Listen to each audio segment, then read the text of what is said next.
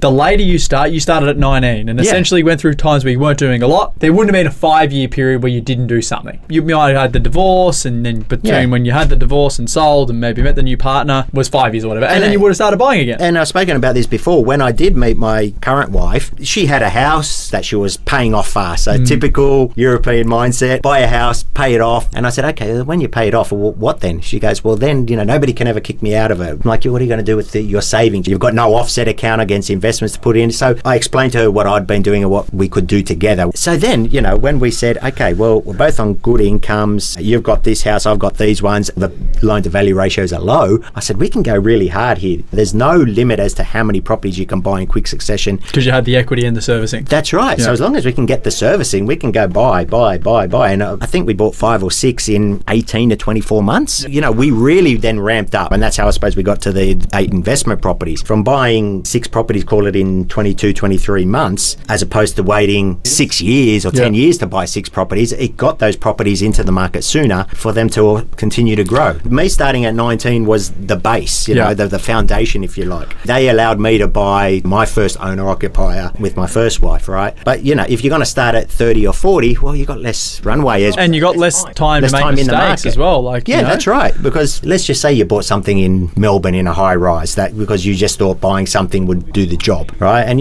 we've spoken to people, Jack, lots, that have, the value of the property is less than what they bought it for 10 years ago. Offload it, start again if you've got time. Had I done something like that at 19 and by 30 years old I'd realised that I bought it dud and it's gone, I've lost money. Okay, offload it, cut your losses, and I can still start again at 30. But if you did that at 30 and at 40 realised that you've made a bad choice, you're starting at 40 instead of 30, you've lost 10 years. 100%.